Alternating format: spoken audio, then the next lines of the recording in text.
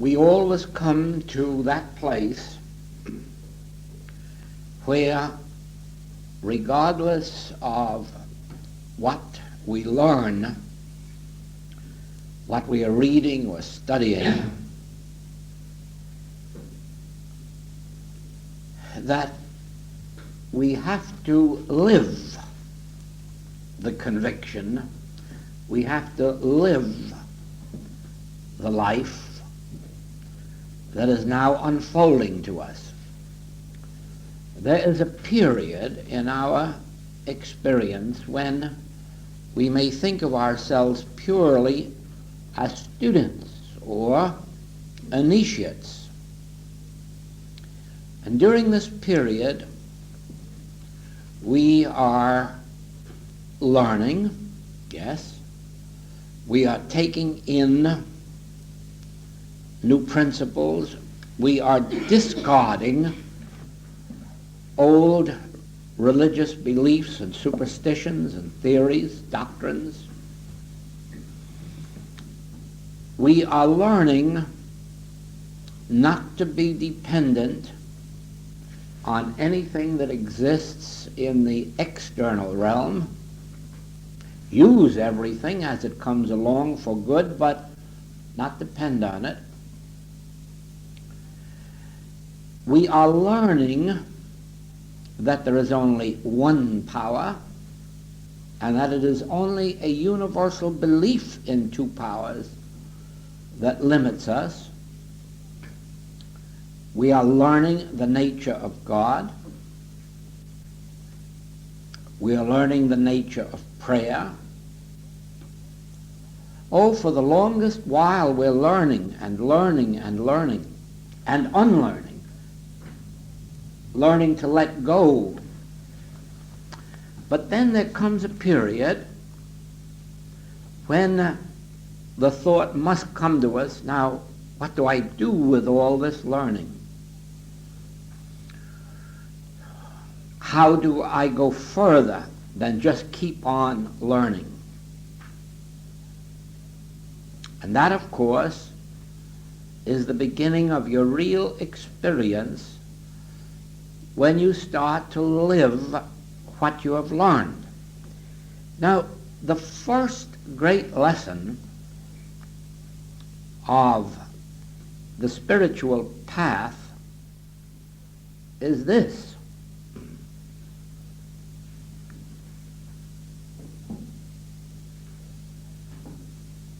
as we appear outwardly to be separate people with separate interests, and humanly we live our lives in that way, so on the spiritual path we learn that this is not true. That there is in the midst of us an invisible tree. We call it the tree of life. We can call it that. There is an invisible tree right here with us, and it has invisible tentacles, vines, small vines, reaching out, and it is attached to each one of us, or rather, we are attached to this invisible vine that is attached to the tree. Therefore, the life of the tree, which is God, flows out through these vines and becomes the life of us.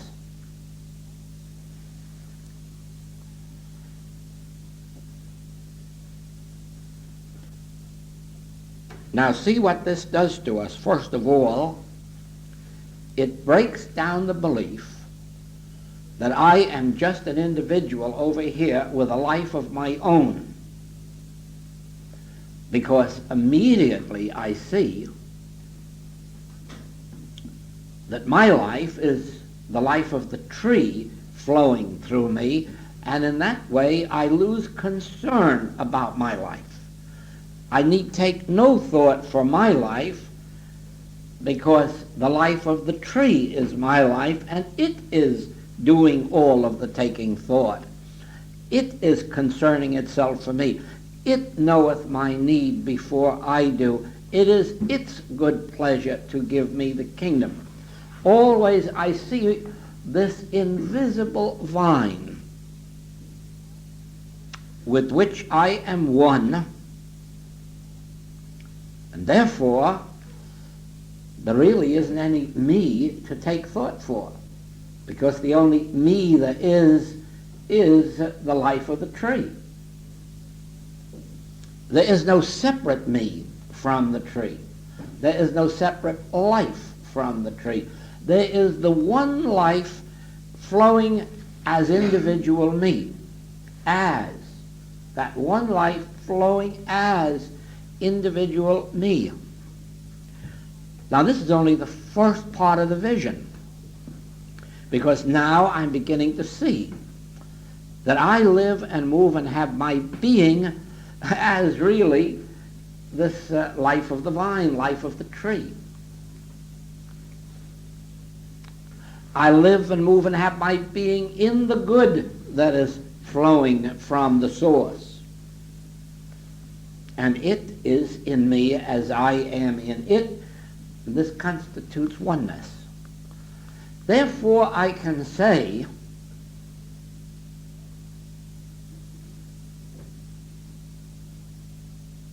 I can of my own self do nothing, but I don't have to.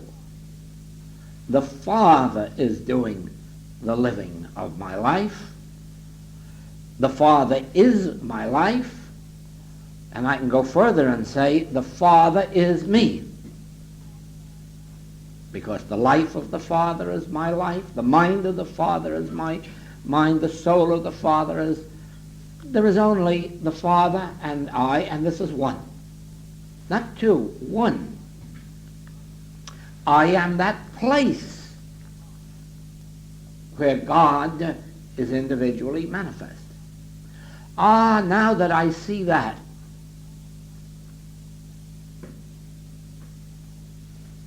I look around and I see all of the other branches, vines, coming from the same tree, and I see all of the individual you and me. And I look around and I say, no wonder the Father said, call no man on earth your father. Here is your source.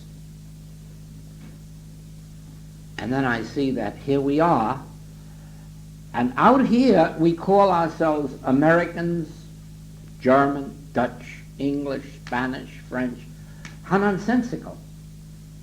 We are all one.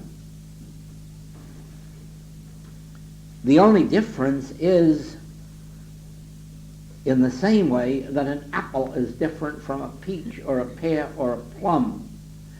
Different in individuality, but the same in life, with the same source, the same feeding, the same protection, the same government. And then I begin to see that as long as I am one with my source, I am one with each one of you. We are all one with each other.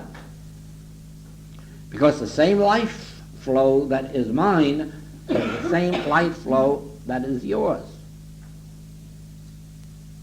I begin to perceive why the Master said, inasmuch as ye have done it unto the least of these my brethren, ye have done it unto me. I can commence to see that if it were at all possible for me to damage any one of you, that since the life of us is one, I would be damaging myself. If I could benefit any one of you, I really would be benefiting myself. Because in this whole tree of life, There is only one self flowing out through the vine as our individual being. Now, to learn this, to read this, to hear this is one thing. Even to have a feeling within us, yes, this must be true, is another thing. The third thing is to make it demonstrable in our experience. Now,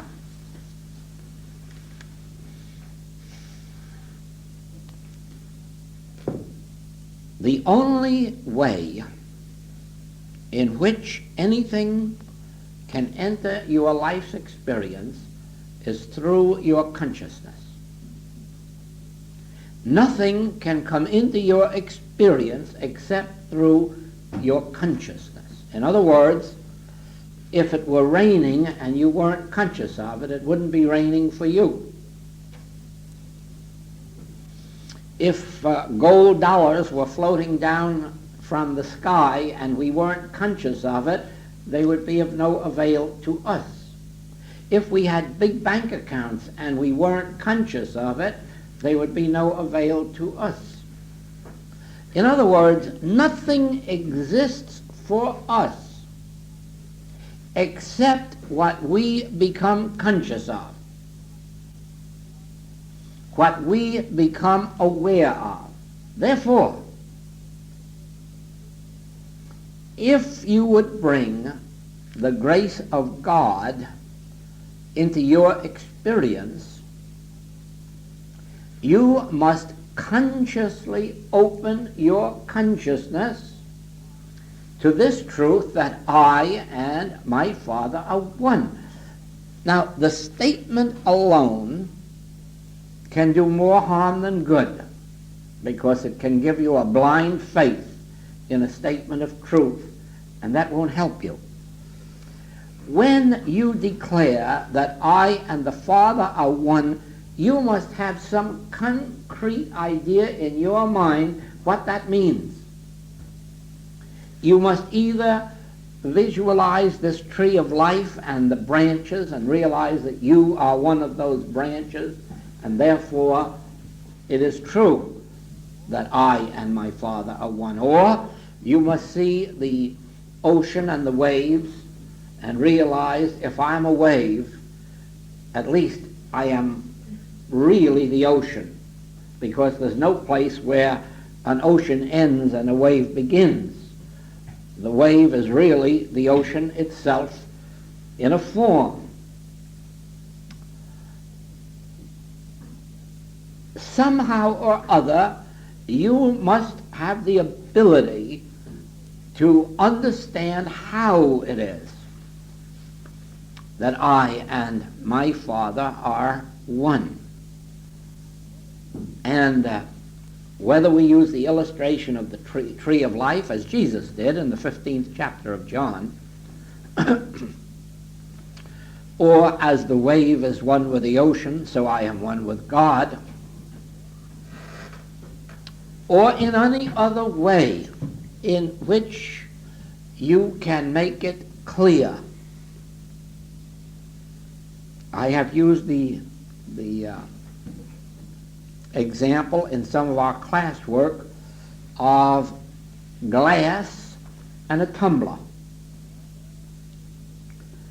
Glass is really the substance. Tumbler is the form. But how can you separate glass and tumbler? You can't. They are inseparable because there really is no tumbler. Tumbler is only a name given to glass in a certain form.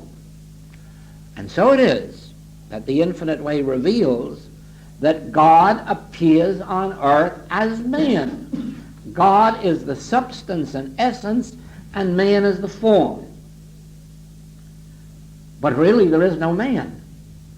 Man is only the form as which God life is appearing on earth. God mind is appearing on earth.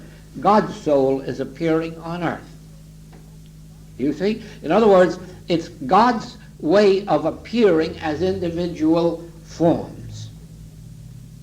Therefore, you see, that each one of us is the same God expressed as an individual form. That form may make one person a doctor, a lawyer, a minister, a painter, an inventor, a musician, composer, author, but it's still the same life and still the same mind and still the same soul, regardless of the form as which it appears. Now,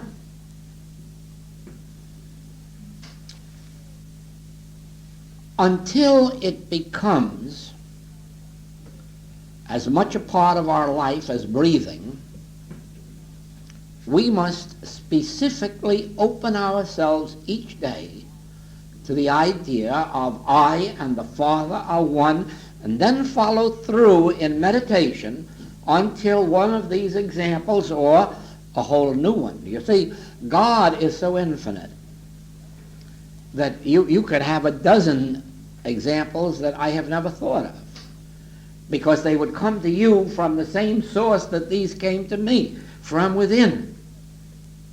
Now, the within of me is the within of you.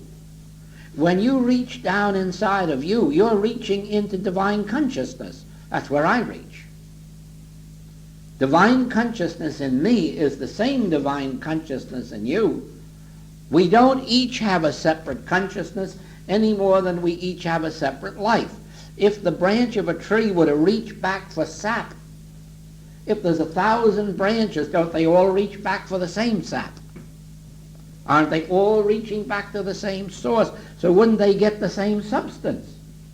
So with us, when we meditate, remember that when we meditate, it is as if we out here were just turning down inside the trunk.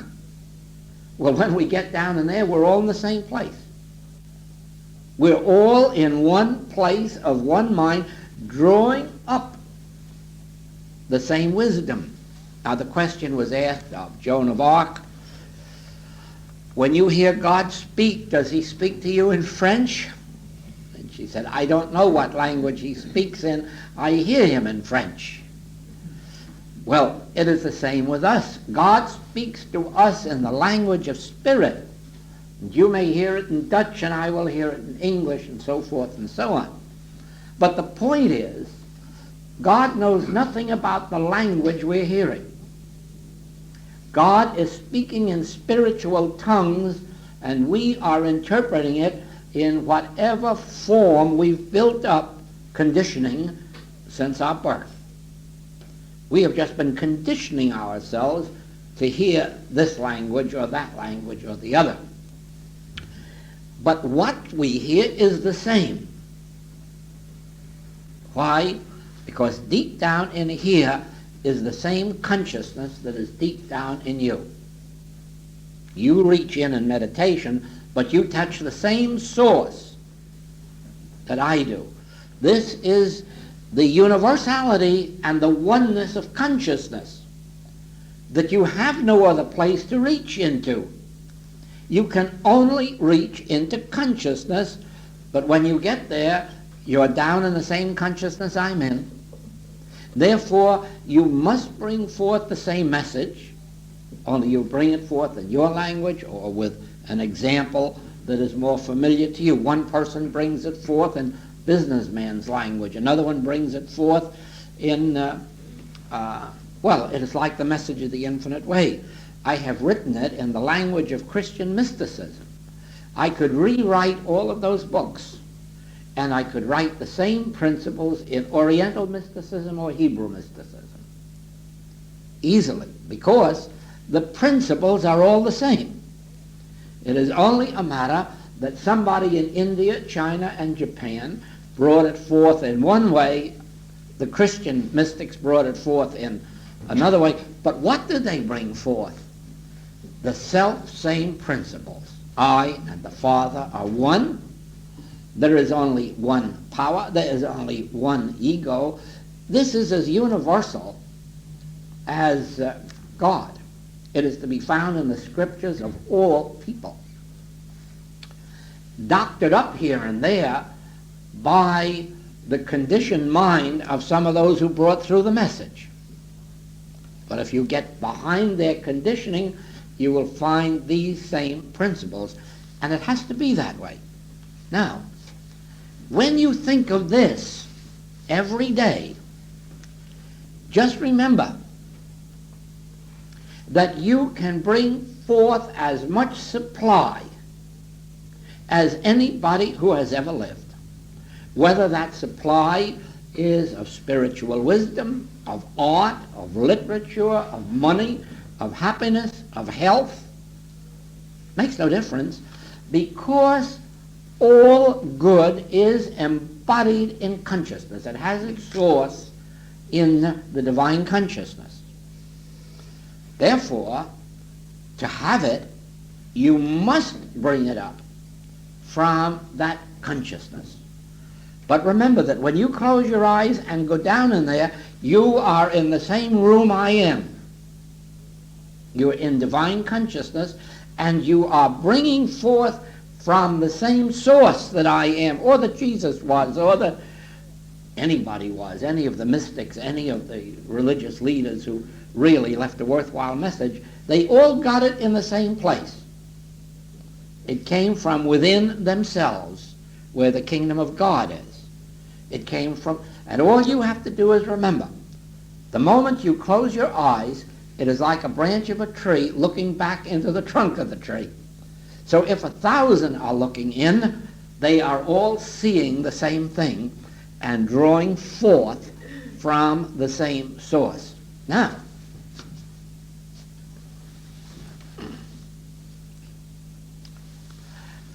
when we come into our life, there is another step we take which is far in advance of the illustration of the branch and the tree. This is where you have to go a step further.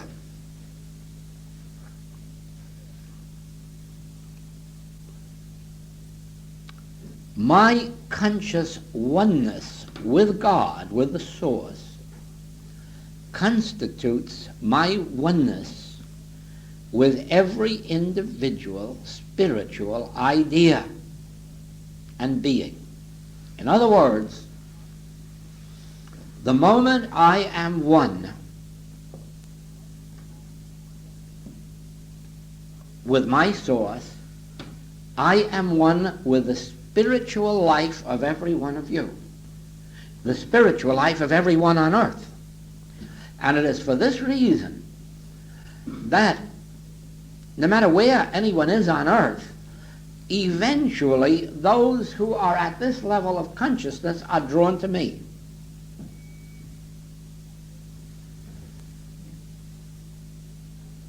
Because we're one. We have made contact invisibly and unknown to each other.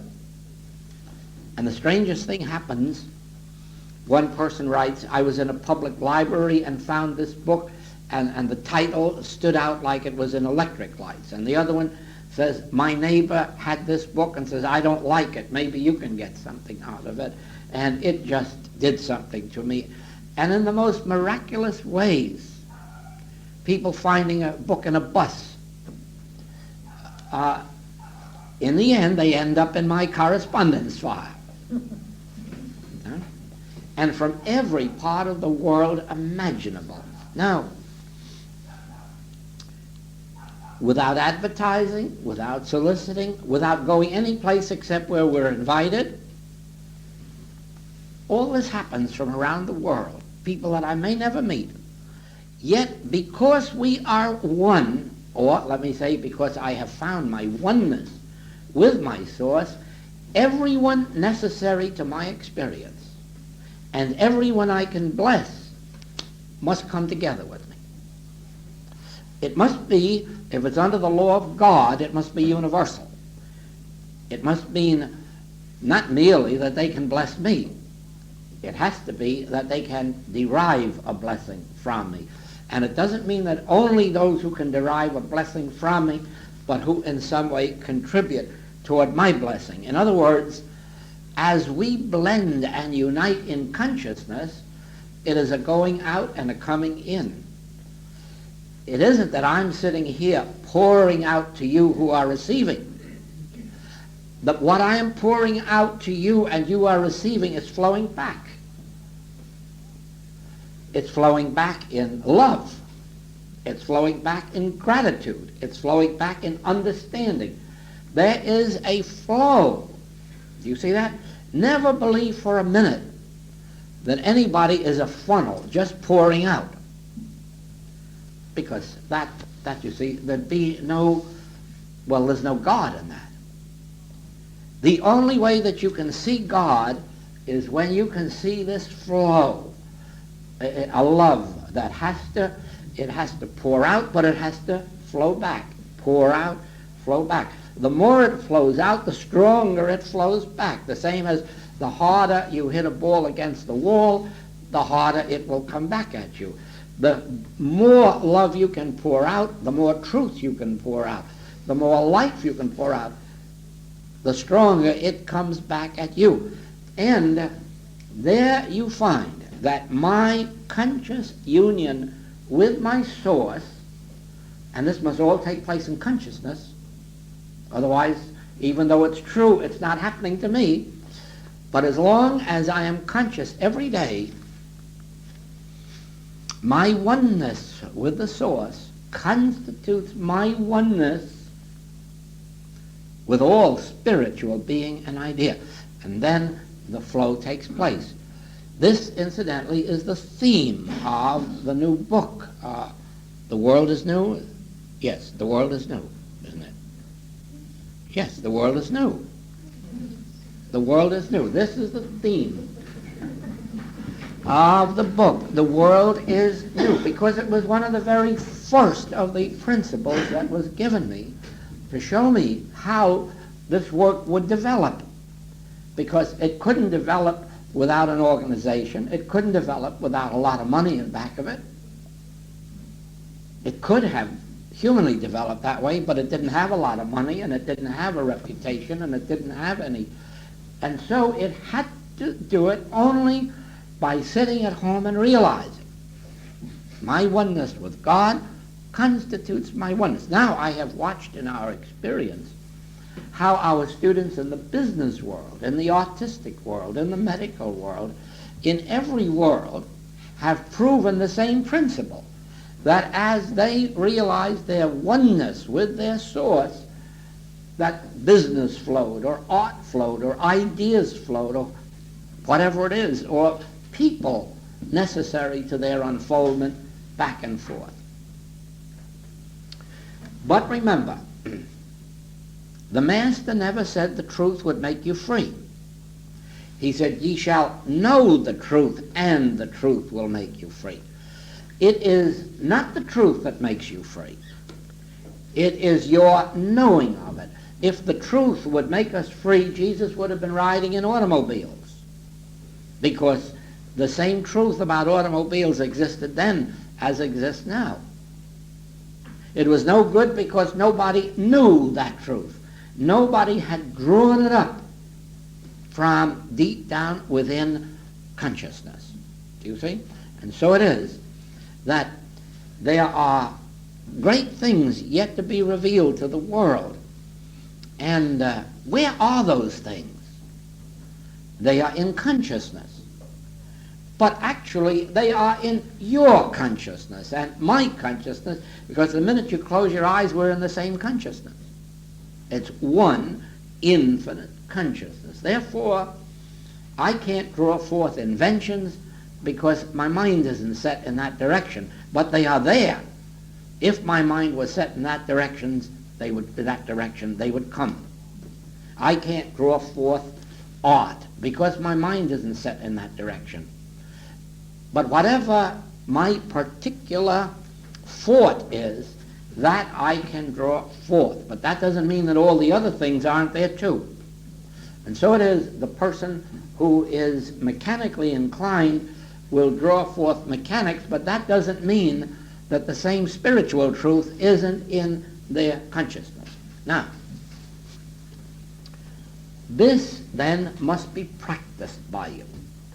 You must know that when you close your eyes in meditation, you are now in the same consciousness that Jesus Christ was in.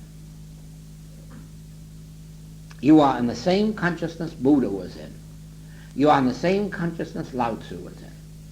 And anything at all that any of these knew, and a lot of things that they may not have known, are available to you, because nobody has yet drawn forth all the spiritual wisdom that exists in consciousness.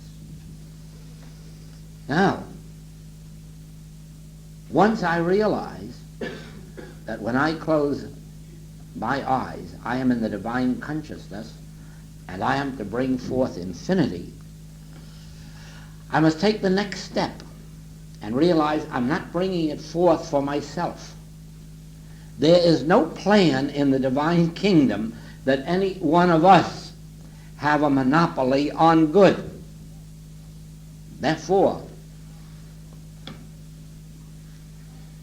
Thomas Edison couldn't bring forth electric lights for his home alone. And Henry Ford couldn't bring forth automobiles for his family. When something comes through, it is universal. And you must be prepared to let it flow. There must be no thought of, God sent this to me. No, I brought it forth from God, but now it must flow. Always it must flow. There must be 12 baskets full always to share with whatever it is. It makes no difference. If you are not pouring it out like the fruit on the tree, you know what happens? It will just dry up.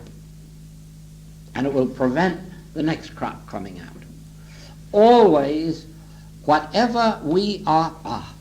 You see, this is a theme of prayer. The greatest barrier to prayer is to go within and want something for me.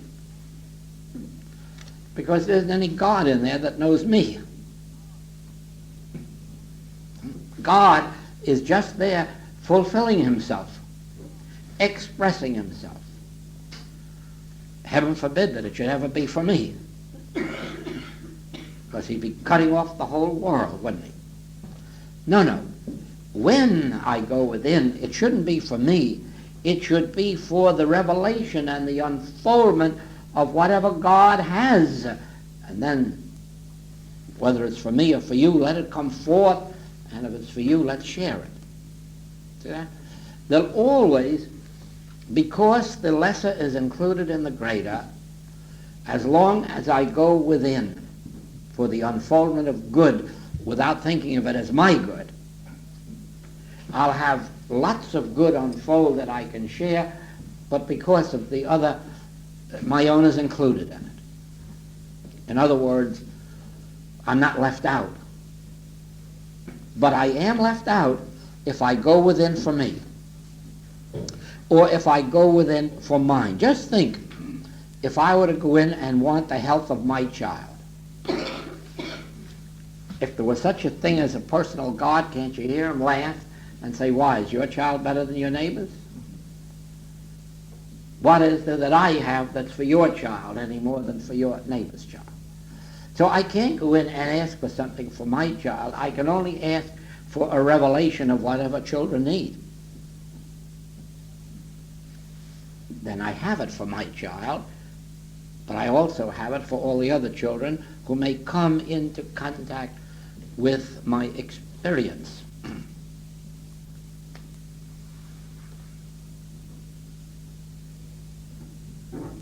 You see how we've been conditioned on prayer. We have thought of going within to prayer to pray for something for me. And we've wondered many times why it didn't happen. What we want to go in meditation or treatment for is universal good. Father, reveal thyself. Father, reveal thy truth. Not the truth about me. There's no more truth about me than there is about you. Otherwise, God would be a respecter of persons. Whatever truth comes through about anyone must be the truth about everyone.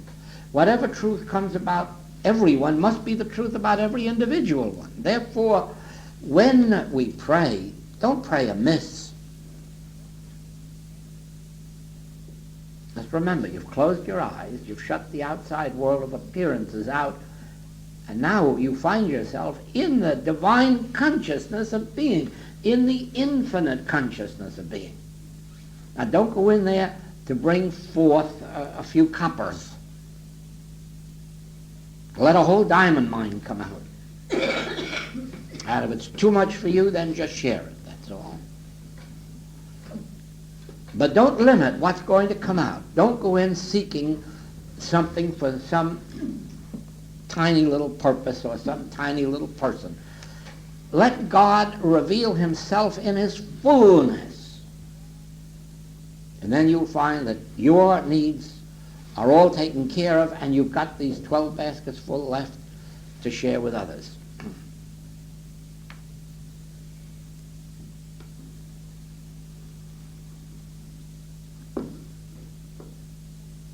Now, I said that we must go a point beyond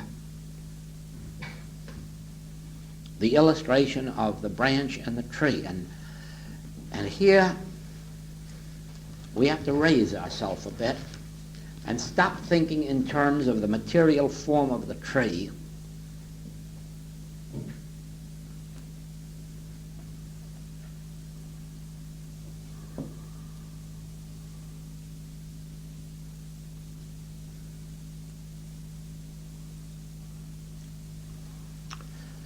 All right, our eyes are closed,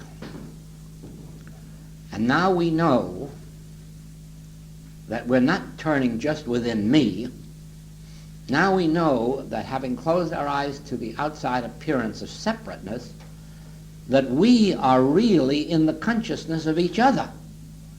In other words, we are in the one divine consciousness, which is the consciousness of each other. Now see that spiritually, not physically. And then, now here we are all together in one consciousness. Can you see that whatever blesses one of us blesses all? And can you see if it were possible for any one of us in there to harm another, that he would only be harming himself? Because he's in there as a part of that allness. Well, this is what you must see, because this is why the Oriental teaching of karma came into existence, that the evil that you do another, you're doing to yourself and must pay back.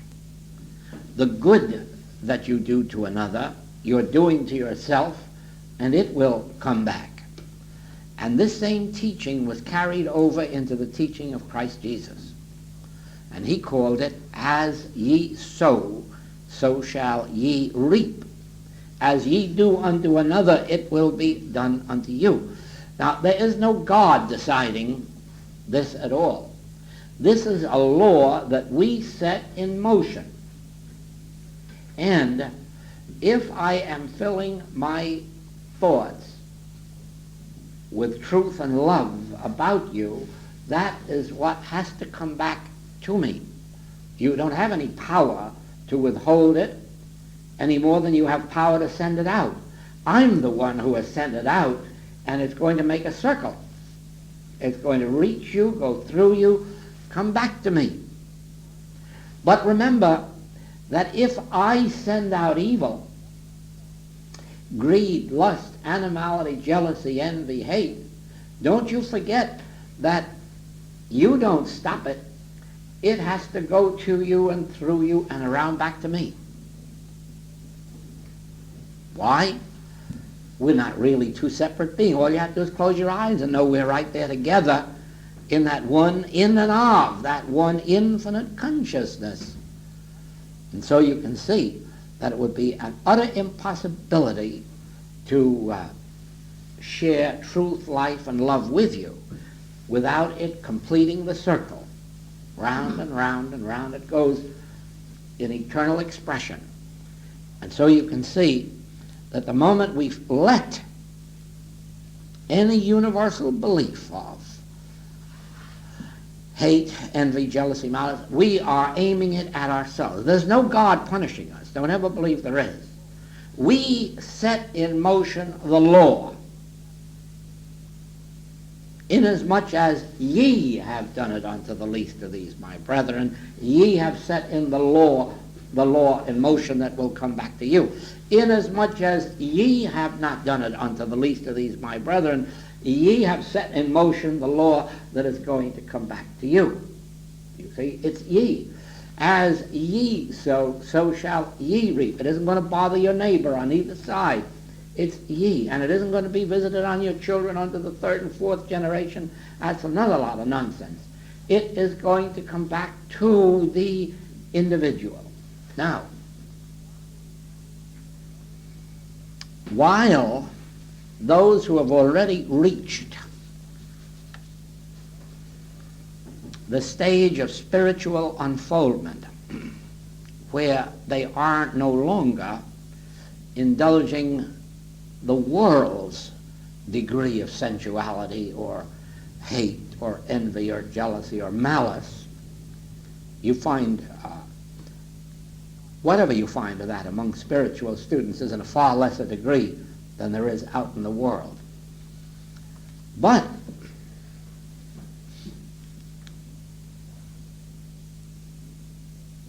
there is a fault that is still found among the spiritual students because of their ignorance of it. And that is this. If we think of our neighbor as a human being, we are malpracticing him. And that very belief of human beings will come back and make us a human being again. And a human being means partly good and partly evil, partly healthy and partly sick, part alive and part dead, part rich and part poor. In other words, humanhood is made up of the pairs of opposites. Humanhood is made up of good and evil. And the moment that we start to think of this world and of people in it from the standpoint of humanhood, we are setting in motion the malpractice that comes back unto us. In other words, we must have a period each day of what I call purification. Now, I know that throughout the day, lots of times, I'm going to express human thoughts about people in the world. But at least once a day, I must sit down and purify myself to the extent of knowing that no matter what human judgment I may pass, or no matter what human correction I may give anyone, this is only on the surface and the appearance world. Actually, I know that thou art spiritual. Actually, I know that I am thou, and thou art me, and he is us. Actually, I know this. Actually, I know that there is no evil in anyone. But in the human experience of appearances, there are times when I must correct somebody, and sometimes in a way they don't like. There are times when I am bound to have some harsh opinion or judgment of especially people in high places. But underneath, I'm saying, Father, forgive me, I know better. I'm purifying myself constantly, because even though I may have to indulge human emotions during the day in some circumstances and with some people, inwardly I don't mean it. It is very much like chastising a child, or as some parents still do, punishing them. Even when they're doing it, they're not really hating the child, they're not really meaning what they're doing. It's a surface thing to make them wake up. The few instances where parents really let go and get mad at them, sometimes they kill their children. But you see, that's because they enter into that punishment and they don't know their strength or the child's weakness. But ordinarily, when a parent corrects, chastises, or even punishes a child, it's a surface thing. It isn't in here. So with us, even though we may have some harsh things to think about some of the people in the world. Let us at least in here not mean it. Let us at least in here have a period during the day when we agree. I close my eyes and I'm in a complete spiritual consciousness and you're there. Everyone, because God is no respecter of persons. And we are all here embodied in this divine consciousness. There's only one great big plate of glass and it's molded into 1,000 different forms. There is only one infinite consciousness appearing as 3 billion people. And only when the eyes are closed and I'm looking down here can I realize this is the divine consciousness of every one of us. Therefore, I am in your consciousness and you are in mine. Do you see that? Now, the thing that has to make me careful is that anything I think about you is what later is going to come back at me. That is where purity is necessary. That is why it is necessary for us to be pure in our relationships with each other. Because the moment that we let ourselves get too human, we are dragging ourselves down into humanhood again. Okay? Because what we're thinking of the other, we're doing to ourselves. Now, each one of us is intended to be a blessing to everyone on earth. The animal world, the vegetable world, the mineral world, the human world. But you can see that we aren't that blessing to each other, except in proportion as we have this spiritual purity, in that we can see, looking down into this consciousness, it's all the same consciousness. You're looking down into that same consciousness I am. We're all embodied in this one. We're all deriving our life, soul, mind, and spirit from this one. We're all deriving our good from this one.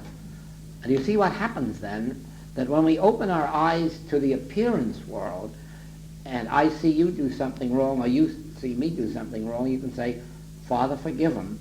On the surface, he doesn't know what he's doing. Okay? Father, forgive him. It's all surface. Up here, we don't know what we're doing because we don't know our relationship to each other. You see? And it's easy to forgive because no one is doing it except those who are ignorant of this truth. And they can't help it. They think there's a separate me, and if I can take $1,000 away from you, I've got 1,000 and you've got nothing. They don't realize that what's happened is I have stolen from myself. So in their ignorance, they will keep on stealing. Do you see that? And you can forgive them because they don't know the truth. And the same way, no matter what an individual does out here, they wouldn't be doing it if they know that I am you.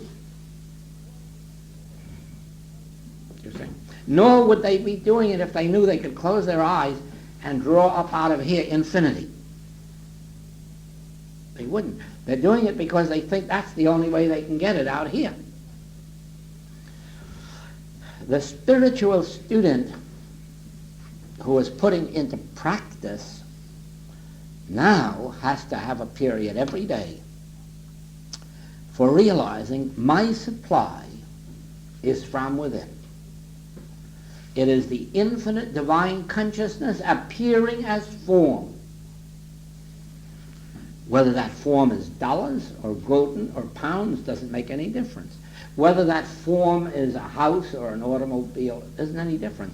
The thing is that I am deriving my good from this consciousness down here. The consciousness is the substance of the form of my supply. Now I can say, cease ye from man whose breath is in his nostril, wherein is he to be accounted of? Now I can say, let me give the first fruits to God. In other words, recognizing God as the source, let me give back to God. How do I give back the first fruits? And the scripture says, If you say you love God whom you have not seen, and do not love your brother whom you have seen, you are a liar. Therefore, I know the only way in which I can love God supremely is in the love that I share with man. Because aside from man, where is there a God? God is the consciousness of man. Therefore, only in doing unto man am I doing unto God. Therefore, I can share my first fruits any way I want. The first fruits of prayer, the first fruits of love, the first fruits of money. It doesn't make any difference.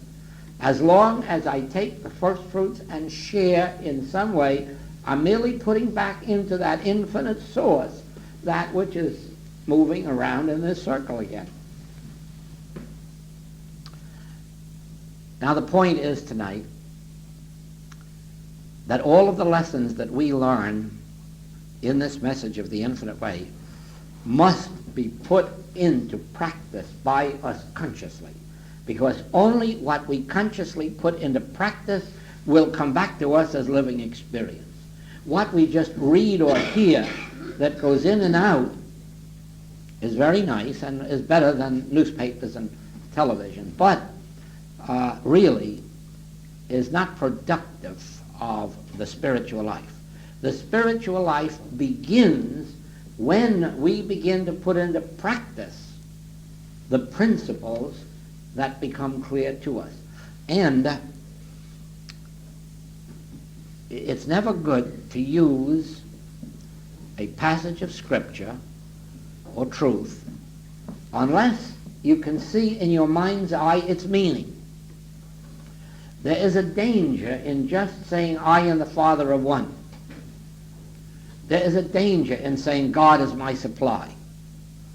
Because you have to think that those statements are going to do something for you. They won't do any more for you than reciting the rosary. It is only if you can go inside and conceive of the meaning of I and the Father are one, or conceive of the meaning of giving first fruits, or conceive of the meaning, have it clarified by some illustration. Whatever, well, let me give you one that is one of the major quotations of my own individual life, one that I live by and through to a tremendous extent. I have meat the world knows not of. Now I can assure you that quotation is a senseless one, as it sounds. And repeating it and repeating it and repeating it will only hypnotize you. But it means something to me. And therefore, it is a tremendous demonstration in my life. All right, what does it mean to me? I have meat the world knows not of. Do you not see that I'm looking down here and knowing that I'm in this infinite sea of consciousness? And that this infinite sea of consciousness is the substance of my meat and bread and wine and water and love and human relationships and transportation and all the rest of it? Can you not see that this infinite consciousness is what I live by? Not what's external out here. I'm living by this. And by knowing this, it appears externally as the form necessary to my life. Therefore, I can say, I will share with you, I will accept from you, but never will I say I'm dependent on you or need you, because I have meat. I have the awareness that down here is infinite consciousness, but I see it spreading all over the whole universe, as any individual can look down in themselves and see what I see down in here, the same divine consciousness, which is the substance of all form. And therefore, I can say, I have meat. I have water. I have wine. I have inspiration. I have the power of resurrection. I have the life eternal. Why? Because I have this consciousness, which is the substance. See that? Now, when you can explain it to yourself that way so that it has a meaning, you can live by a passage. But if you're just quoting it and thinking that the quoting of it is something, it is nothing.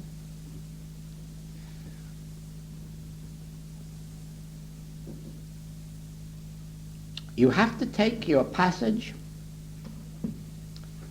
you have to clarify for yourself what it means. Then you can live with it. Then you have a mantra that you can live with. Not just one that you repeat blindly without knowing its meaning, because then you hypnotize yourself with every day in every way I'm getting better and better. Or God is love, or God is my supply. The first thing you have to know, what is God? When you know what God is, then you know what supply is, then you can say God is my supply and never look to a human avenue again and say, oh, now my business or my art or my profession, this is just my daily pleasure. It is not my livelihood. My livelihood is God. Oh, but think of all the foolish people who say that and have the faintest idea of what God is, of what supply is, of what love is, of what the first fruits are. Do you see?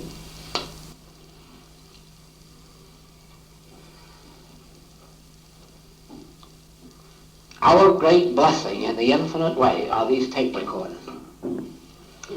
Because in the past, we spoke a message. It made no difference how deep it was. It couldn't last. The days would go by and it would fall away. Today we go back over it and back over it and back over it and catch some particular point. And you know, if we catch one point on a whole tape, we can make our whole life's demonstration. The whole of the infinite way demonstration was made on the day when it was revealed to me that the name and nature of God is I. That one. That's the whole demonstration of the infinite way, worldwide.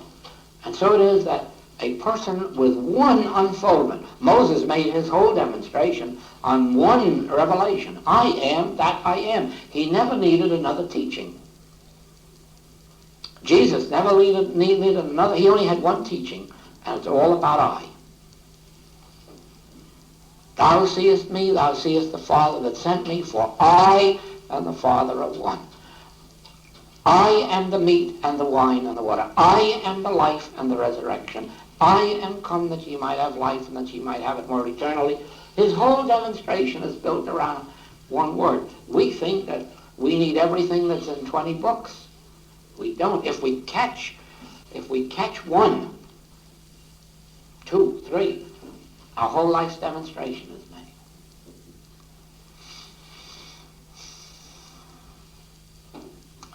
It's like all phases of life. What we put into it is what we get out of it. What we put into our study, what we put into our practice, what we put into our devotion, what we put into living the infinite way, that's what comes back.